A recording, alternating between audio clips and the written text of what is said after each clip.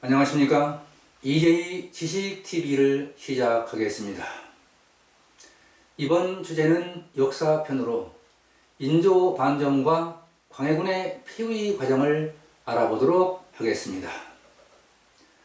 반정은 실정을 거듭하는 왕을 축출하고 왕조의 정통성을 유지하면서 새로운 왕을 옹립하는 정변을 의미합니다.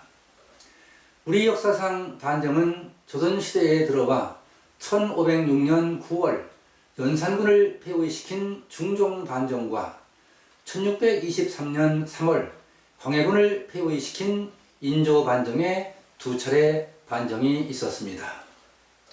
이성계의 역성혁명은 고려 왕조가 조선 왕조로 교체된 것이기 때문에 혁명이라고 합니다. 정종을 밀어내고 태종이 즉위한 것과 단종을 폐위시키고 세조가 즉위한 것은 반정이라고 하지 않습니다. 태종과 세조가 왕위에 오른 것은 선왕으로부터 왕위를 양도받는 절차를 밟았기 때문입니다. 인조반정은 1623년 광해군 15년에 이기, 김유 등 서인 일파가 광해군과 직권파인 이첨 등의 대북파를 몰아내고 능양군을 왕으로 옹립한 정변입니다. 선조의 뒤를 이어 왕위를 계승한 광해군은 내정과 외교 면에서 괄목할 만한 정치력을 발휘했다는 평가를 받고 있습니다. 광해군은 1608년 왕위를 계승하면서 외란으로 도탄에 빠진 백성들을 구제하는 등 과감한 정책을 추진하였습니다. 그동안 특산물로 바치던 곡물을 쌀로 통일하는 대동법을 경기 지역에 한해 시행함으로써 백성들의 납세 부담을 경감시키기도 했습니다. 그리고 1611년에는 양전을 실시해서 토지의 실제 경작 상황을 파악하여 탈세를 방지하고 국가 재정을 확보하기도 했습니다.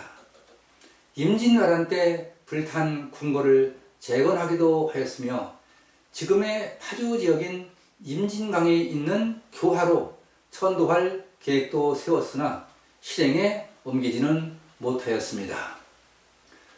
그 밖에도 외란으로 인해 파괴된 사고의 정비와 서적의 간행, 호패법을 실시하여 군적을 정비하는 등 많은 치적을 남겼습니다.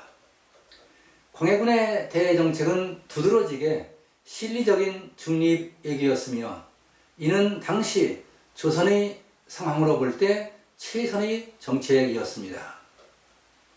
당시 조선의 현실은 명나라와의 의리를 지키기 위하여 후금을 자극하는 것보다는 외란으로 입은 피해를 복구하고 백성들의 삶을 안정시키는 것이 급선무였습니다. 임진왜란으로 조선에 지원군을 보냈던 명나라는 전쟁 이후 국력이 쇠퇴해지게 되었습니다. 이때 여진의 주장 누르하치는 만주에서 여진족을 통일하고 1616년 후금을 세우면서 크게 세력을 넓혔습니다. 누르하치는 명나라에 전쟁을 선포하였고 이에 명나라는 후금을 정벌하기 위해 조선에 지원군을 요청하게 되었습니다. 그러나 광해군은 출병을 피했으나 명의 계속되는 요구를 거절할 수 없어 1619년 도원수 강옥립이 이끄는 1만 3천명의 지원군을 보내게 되었습니다. 광해군은 지원군을 보내면서 강옥립에게 명과 후금의 전쟁에 휘말리지 않도록 지시함으로써 실리 애교를 추구하게 된 것입니다. 선조대의 정권을 장악한 사림은 동인과 서인으로 분열되었습니다. 그러나 동인은 당시 서인이었던 정철에 대한 처벌 문제를 둘러싸고 다시 강경파인 북인과 온건파인 남인으로 분열되었습니다.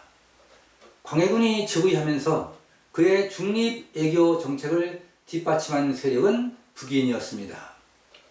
광해군은 명과 후금 사이에서 중립외교를 추진하기 위해서는 친명 정책을 주장하는 서인보다는 권력에서 소외되고 새로운 외교 정책에 동조할 수 있는 북인이 더 적절하였던 것입니다. 이러한 광해군의 중립외교와 북인 중용은 서인들에게는 위기감을 불러일으킬 수밖에 없었습니다. 광해군은 동북형인 임해군과 유일한 적통인 영창대군을 살해함으로써 자신의 왕위를 위협할 수 있는 요소를 제거해 나갔습니다. 또한 1617년 인목대비의 존호를 폐하여 경운궁에 유폐함으로써 왕권에 강한 집착을 가지게 된 것입니다.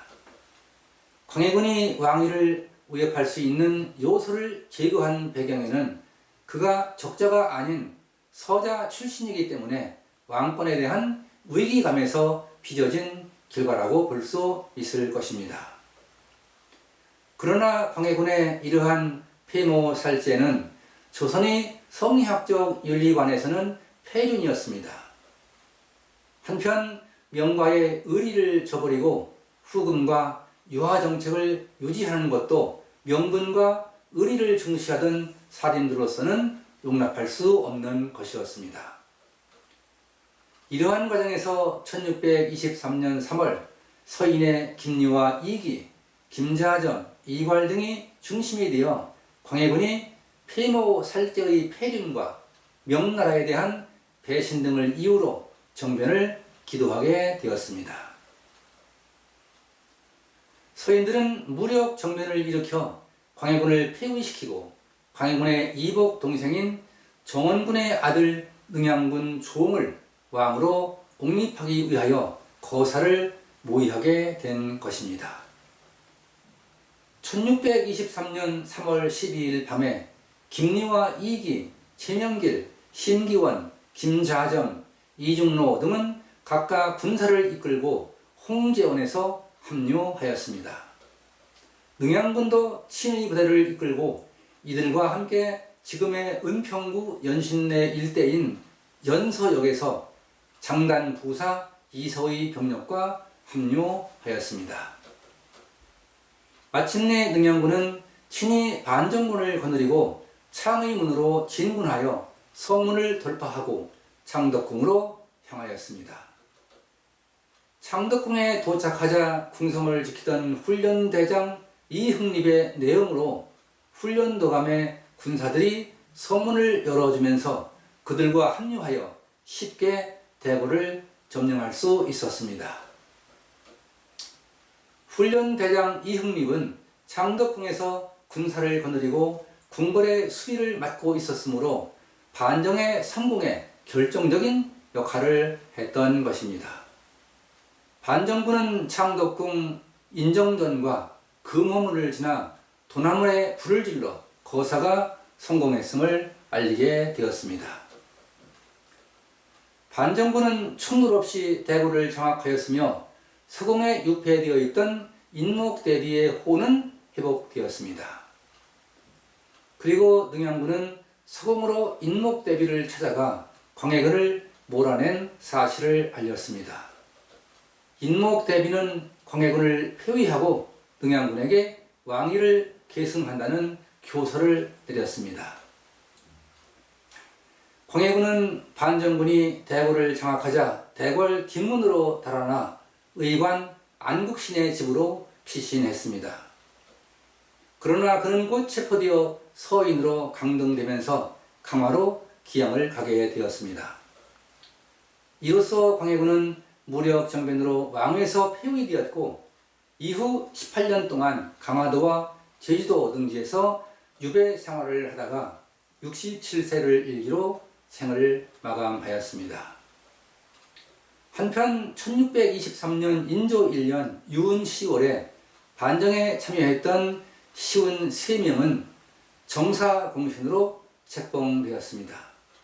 광해군이 관저에서 쫓겨난 원인은 정책의 폐륜성과 당시 서인과 남인 등 다른 부흥당의 존재와 반대 의견 등 비판을 무시함으로써 야기된 결과로 볼 수 있을 것입니다. 서인은 인조 반정으로 집권하게 되었고 명관은 가까이 하면서 후금을 멀리하는 친명 배금 정책을 펴게 된 것입니다. 이듬해에는 인조 반정에 참여했던 이괄이 중앙정계에서 밀려나자 불만을 품고 반란을 일으키는 사건이 일어났습니다. 그러나 이괄의 난은 도원수 장만의 군대에 의해 진압되었습니다. 한편 반란 세력의 잔당들은 후금으로 도망가서 광해군의 폐위와 인조 즉위의 부당함을 주장하게 되고 이는 후금이 조선을 침략하는 구실이 되었습니다. 인조 반정 이후 조선이 친명 배금 정책으로 돌아선 것을 못마땅해 하던 후금은 침략의 구실을 찾게 된 것입니다. 따라서 후금은 1627년 인조 5년 조선을 침략하게 되며 황해도 평산 부근까지 쳐들어와 형제의 맹약을 맺고 철군한 정묘호란이 일어나게 되었습니다. 그 후 1636년 인조 14년에 후금은 국호를 청이라 붙이고 청태종이 12만 대군을 거느리고 다시 침략하는 병자호란이 일어났습니다. 청태종은 정면에 맺었던 형제 지명을 군신지의로 바꾸고 조선에게 신하의 예를 갖출 것을 요구하면서 침략하게 된 것입니다. 청태종은 남한산성 아래 탄천에 20만의 군사를 포진하였고 남한산성에서는 적의 포위 속에 있으면서 화전, 양론이 팽팽히 맞서다가 주하론이 우세해지게 된 것입니다. 따라서 인조는 삼전도에서 청태종에게 항복하고 청나라에 신의 예를 한다는 굴욕적인 화약을 맺는 치욕을 남기기도 했습니다. 광해군은 후금과 명 사이에서 중립 애교를 통해 실리를 취하는 애교 정책을 펼쳤지만 인조는 친명 배금 정책으로 삼전도에 굴욕을 남기게 된 것입니다. 광해군 제위 15년 동안의 기록은 연월 1의 순에 따라 광해군 일기에 편찬되어 있습니다. 광해군 일기는 광해군이 폐위되었기 때문에 실록이 아닌 일기라고 명명하고 있습니다. 광해군 시대의 기록은 광해군 일기를 비롯하여 인조실록, 승정원 일기, 연료실 기술 등에 편찬되어 있습니다.